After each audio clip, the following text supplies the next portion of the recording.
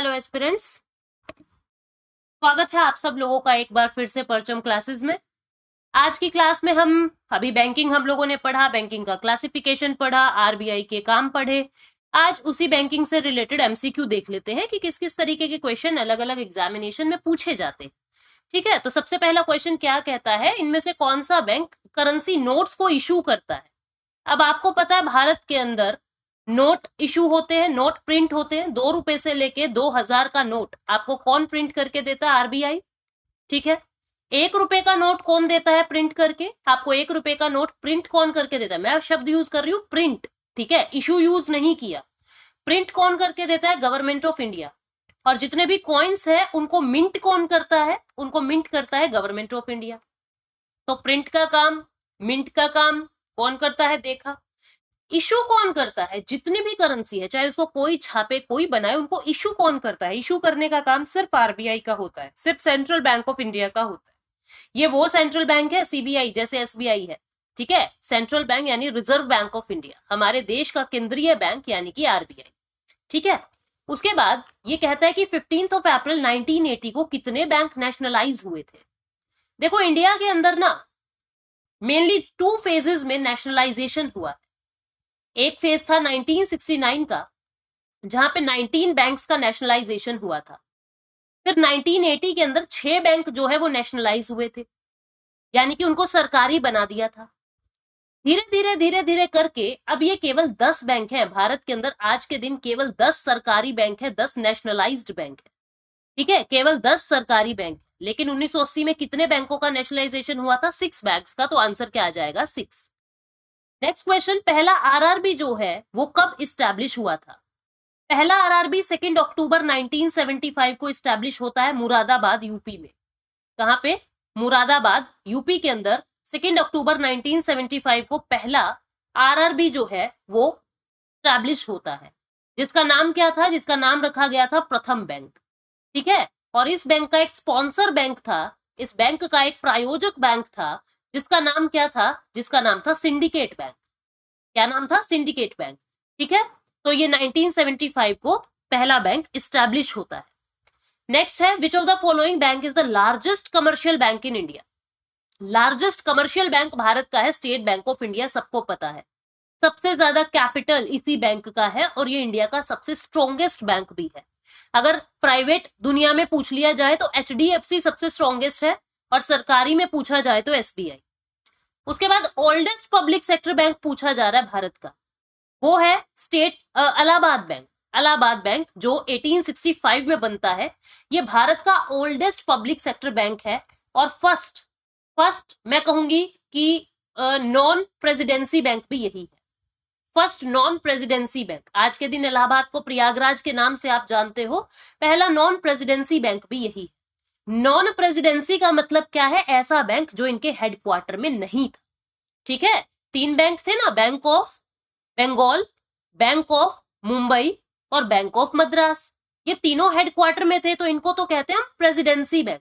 इनके अलावा जो बैंक बना था 1865 में, वो इलाहाबाद बैंक था। ओल्डेस्ट पब्लिक सेक्टर बैंक भी यही। अगला क्वेश्चन, इनकरेक्ट स्टेटमेंट आपको छांटनी है regarding RuPay. RuPay facilitates electronic payment, बिल्कुल सही बात है। जितने भी भारत के बैंक है, जितने भी फाइनेंशियल इंस्टीट्यूशन है, उसमें रुपे जो है वो इलेक्ट्रॉनिक पेमेंट्स को फैसिलिटेट करता है। 26 मार्च 2012 को ये लॉन्च हो गया था, ये भी बात बिल्कुल सही है।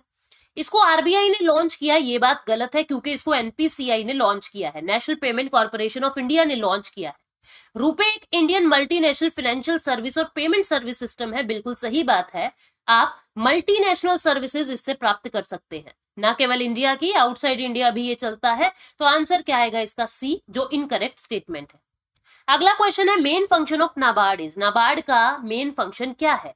नाबार्ड का पूरा नाम क्या है? National bank for agriculture and rural development. National bank for agriculture and rural development, NABARD. ठीक है, इसका मेन काम क्या है? इसका मेन काम है जितने भी अपना एग्रीकल्चर सेक्टर है उनको क्रेडिट देना। जितना भी एग्रीकल्चर सेक्टर है उनको क्रेडिट यानी लोन देना, उनकी डेवलपमेंट करना। नाम ही क्या है? बैंक है एग्रीकल्चर के लिए और डेवलपमेंट के लिए। तो आंसर क्या आ जाएगा इसका? Facilitating credit flow for promotion and development of agriculture. Next question क्या कहता है? Which of the following statement represents the main function of the central bank in a country. अब यहां सेंट्रल बैंक आरबीआई की बात हो रही है। कह रहा है इनमें से कौन भारत के केंद्रीय बैंक का मेन फंक्शन रिप्रेजेंट करता है? ये सप्लाई ऑफ मनी के लिए रिस्पॉन्सिबल है कि इंडिया के अंदर मार्केट में कितना पैसा आएगा कितना नहीं आएगा। अब आरबीआई सीआरआर कम ज्यादा कर देता है, रेपो रेट कम ज्यादा कर देता है, ये अभी तुम भविष्य में पढ़ोगे सीआरआर रेपो रेट, यानी कि ये मनी सप्लाई का रेगुलेटर है। नोट्स को भी इशू करता है, बिल्कुल सही बात है। सरकार का भी बैंकर है क्योंकि सरकार का खाता आरबीआई में है, और जितने भी बैंक हैं उन सभी का करंट अकाउंट आरबीआई में है। ये सारे के सारे काम इसके हैं, इसलिए आंसर क्या आएगा? All of the above. हमने फंक्शंस ऑफ आरबीआई में पढ़ा है। उसके बाद कहता है which of the following statement is true about DD यानी डिमांड डिपॉजिट। डिमांड डिपॉजिट के बारे में क्या सही है? इसमें एफडी और करंट अकाउंट दोनों आता है। जब फिक्स डिपॉजिट है तो फिक्स डिपॉजिट बताया था मैंने, टाइम डिपॉजिट होता है, ठीक है, टाइम डिपॉजिट बताया था फिक्स, तो ये गलत हो जाएगा। सेविंग अकाउंट और फिक्स डिपॉजिट बिल्कुल गलत। उसके बाद करंट अकाउंट और सेविंग अकाउंट, ये बात बिल्कुल सही है। इसको ही डिमांड डिपॉजिट कहते हैं क्योंकि ये ऐसे अकाउंट होते हैं जहां पे जब जी चाहे आप पैसा निकाल सकते हो। तो आंसर क्या आ जाएगा? थर्ड स्टेटमेंट, ठीक है। एफडी तो जहां दिख गया वो टाइम डिपॉजिट है। इसके बाद नेक्स्ट क्वेश्चन कहता है which of the following statement is true about central bank. RBI के बारे में क्या सही है? ये पूरे बैंकिंग सिस्टम को रेगुलेट करता है, बिल्कुल सही बात है। सेंट्रल गवर्नमेंट की ओनरशिप इसमें है, यानी भारत सरकार का बैंक ये होता है, बिल्कुल सही है। भारत देश का एपेक्स बैंक, सबसे ऊंचा बैंक यही है, ये भी बात बिल्कुल सही है। तो आंसर क्या आएगा? All of the above. Next question कहता है क्रेडिट क्रिएशन के बारे में, यानी लोन क्रिएट के बारे में बैंक के लिए क्या सही है? Bank create credit on the basis of the total assets. Bank जो है उसके पास जितना एसेट है उस हिसाब से क्रेडिट क्रिएट करके देता है। जितना उसके पास टोटल डिपॉजिट है उस हिसाब से क्रेडिट देता है। जितना उसके पास टोटल सिक्योरिटीज आया है उस हिसाब से क्रेडिट देता है। तो ये बात तो सही है ना, जितना उसके पास गिरवी आएगा उसी हिसाब से तो वो लोन देगा। तो आंसर क्या आएगा? थर्ड, ठीक है। जितना उसके पास सिक्योरिटीज है उस हिसाब से वो गिरवी देता है, ठीक है। वैसे इसका ना स्टेटमेंट में आपको थर्ड ना कह के सेकंड कहूंगी। ये सिक्योरिटी का मतलब बैंक की सिक्योरिटी कह रहा है, ये बैंक के अंदर जो कोलेट्रल होता है उसकी बात नहीं करता है, ठीक है। नहीं तो वो लिखता कोलेट्रल शब्द। यहाँ टोटल डिपॉजिट, बैंक में जितना एनडीटीएल होता है उस हिसाब से ही तो बाहर लोन जाता है। जितना डिपॉजिट आएगा उतना लोन जाएगा, अगर डिपॉजिट ही नहीं आएगा तो लोन कहां से जाएगा? इसलिए इसका सेकंड स्टेटमेंट बिल्कुल सही है। थर्ड है कौन आरबीआई का एक फंक्शन नहीं है, not the function? Foreign exchange reserve का कस्टोडियन, हमने पढ़ा है, ये तो उसका फंक्शन है, ये ऑप्शन नहीं हो सकता। डिपॉजिट, जनरल पब्लिक का अमाउंट डिपॉजिट करना, ये बात गलत है। आपको अगर अपना पैसा डिपॉजिट करना है तो आप आरबीआई में थोड़ा ना जाते हो। तो ये ही हमारा आंसर होगा। उसने पूछा है which of the following is not the function, तो आंसर क्या आएगा? Second statement. नेक्स्ट क्वेश्चन कहता है कौन जो है मनी सप्लाई को रेगुलेट करता है? ऑब्वियस सी चीज है, आरबीआई, अभी हमने समझा। करेंसी नोट्स एंड कॉइन को क्या कहते हैं? लीगल टेंडर कहते हैं, फिएट मनी कहते हैं। देखो फिएट मनी क्या होता है, उसके लिए दो शर्तें आपको पूरी करनी पड़ती है। पहला तो या तो वो नोट के फॉर्म में हो, या वो कॉइन के फॉर्म में हो, या वो डिजिटल फॉर्म में हो, ठीक है। या तो नोट के फॉर्म में, या कॉइन के फॉर्म में, या डिजिटल फॉर्म में। दूसरा जो है उसको किसी ना किसी सरकार ने या फिर उसको किसी भी ऑथोराइज्ड डिपार्टमेंट ने इशू किया हो, ठीक है। लीगल टेंडर क्या होता है? जिसको सब लोग एक्सेप्ट करें, acceptable bye all, acceptable bye all. अब जरूरी थोड़ा ना सारे के सारे करेंसी नोट्स जो है वो एक्सेप्टेबल ही होंगे, ये तो गलत है, ठीक है। सारे के सारे सिक्के एक्सेप्टेबल ही होंगे, ये तो गलत है। अब आपको कोई पुराना 500 का नोट दे दे, आप कहोगे बिल भाई वो फिएट मनी तो है, वो फिएट मनी तो है, लेकिन वो लीगल टेंडर नहीं है। क्यों नहीं है लीगल टेंडर? क्योंकि उसको कोई एक्सेप्ट नहीं करेगा।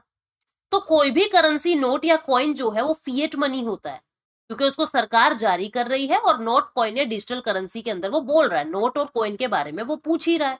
तो आंसर क्या आ जाएगा? सी। जरूरी नहीं है वो लीगल टेंडर हो, may be accepted, may not be accepted. Next question, money is a medium of. Money किसका मीडियम होता है? एक्सचेंज का। मुझे कुछ खरीदना है तो पैसे के माध्यम से खरीदूंगी, आपको कुछ बेचना है तो पैसे के माध्यम से बेचोगे। तो money is a medium of exchange. Next question पूछता है, the micro finance movement in India was formally launched on a pilot basis by the dash in dash। Micro finance movement यानी छोटा छोटा पैसा लोन पे देना, छोटे छोटे micro small and medium enterprises को, वो किसने शुरू किया और कब शुरू किया? ये चीज जो है नाबार्ड ने शुरू की 1992 में। नाबार्ड खुद बना है 12 जुलाई 1982 को। ये नाबार्ड का फाउंडेशन डे है, नाबार्ड का फाउंडेशन डे है। और 10 साल बाद इसने ये माइक्रो फाइनेंस का काम शुरू कर दिया था। तो किसानों को छोटा छोटा अमाउंट लोन पे देने का काम इसी ने शुरू किया 1992 में। आंसर ए आ जाएगा। अगली क्वेश्चन क्या है, बैंक केसीसी इशू करता है। केसीसी का पूरा नाम क्या है? किसान क्रेडिट कार्ड, जो 1996 में लॉन्च होते हैं, किसान क्रेडिट कार्ड। इसके बाद which of the following is a function of money? Money का काम पूछा जा रहा है। स्टोर ऑफ वैल्यू, मुझे मेरी वैल्यू स्टोर करनी है। भाई आज मैंने 1 घंटा काम किया, मुझे x रुपए दो। कल मैंने 2 घंटे काम किया, मुझे y रुपए दो। यानी मैं क्या कर रही हूँ, अपनी वैल्यू को रूपी में स्टोर कर रही हूँ। और मेरी क्या वैल्यू है ये मेरे पैसों से पता लगती है। मतलब कि कोई भी एक ऑफिसर है, कोई भी एक लॉयर है, मानिए आप कहते हो ना ये लॉयर तो यार बड़ा महंगा है, इसकी तो वैल्यू ही बहुत है, यानी ये तो बहुत महंगे पैसे लेता है। यानी किसी की भी वैल्यू अगर आपको मेजर करनी है, आप पैसे में कर रहे हो। और मीडियम ऑफ एक्सचेंज तो मनी होता ही है। तो आंसर इसमें तीनों ही बिल्कुल सही आएंगे। वैल्यू को स्टोर भी कर रहा है, वैल्यू को मेजर भी कर रहा है, और मीडियम ऑफ एक्सचेंज भी है। नेक्स्ट क्वेश्चन क्या कहता है कि किस बैंक को लेंडर ऑफ लास्ट रिजोर्ट कहा जाता है? जब सारे दरवाजे बंद तो अंत में कौन आएगा? आरबीआई आएगा। तो सेंट्रल बैंक को हम लेंडर ऑफ लास्ट रिजोर्ट की उपाधि देते हैं। Which at a regional rural bank the share of government of India is? RRB में भारत सरकार का शेयर कितना है? 50%। ठीक है, स्टेट गवर्नमेंट का 15%, और स्पॉन्सर बैंक का ये स्टेट गवर्नमेंट का है, ये सेंट्रल गवर्नमेंट का है, और स्पॉन्सर बैंक का कितना है? 35%। ये जो है ना, ये मैंने प्रीवियस ईयर एसएससी सीजीएल का क्वेश्चन आप लोगों के लिए डाला है, और उन्होंने ना इसको अपडेट नहीं किया, क्योंकि 2018 के बाद पता है क्या हो गया?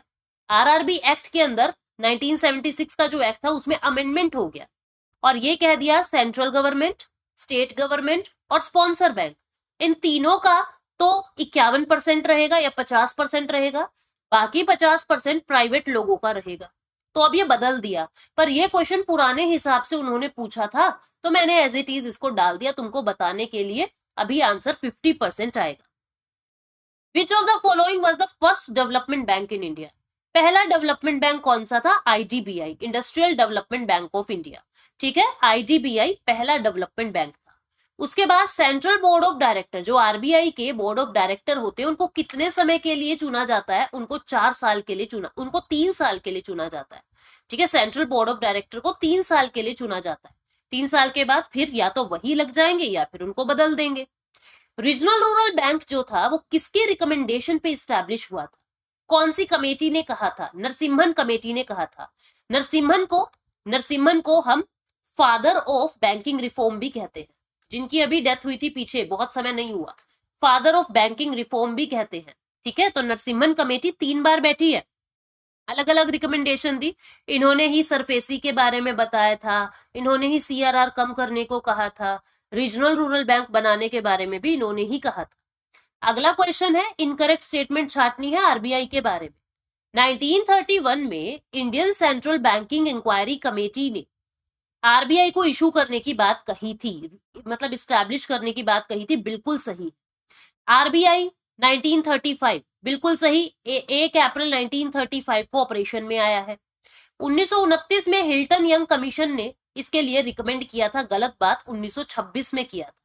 1926 में, ये गलत है। और आरबीआई जो है इनेक्ट कब हुआ है? RBI act was enacted in 1934। It was enacted in 1934, not 1935। तो सी और डी दोनों ही स्टेटमेंट गलत है, सी और डी दोनों ही स्टेटमेंट गलत है। ठीक है, या वैसे हम डी को भी ना गलत माने, क्योंकि पता है क्या, कमीशन इसको इस तरीके से भी मान सकता है कि भाई इनेक्ट तो 35 में ही हुआ है ना, कानून बन गया था 1934 में, लेकिन वो इनेक्ट तो 35 में ही हुआ है। लागू पूछा है, इनेक्टेड लागू, लागू वो 35 में हुआ है जब आरबीआई बन गया था। इसके बाद अगला क्वेश्चन कहता है the dash was nationalised in the year 1949। कौन सा बैंक 1949 में नेशनलाइज हुआ है?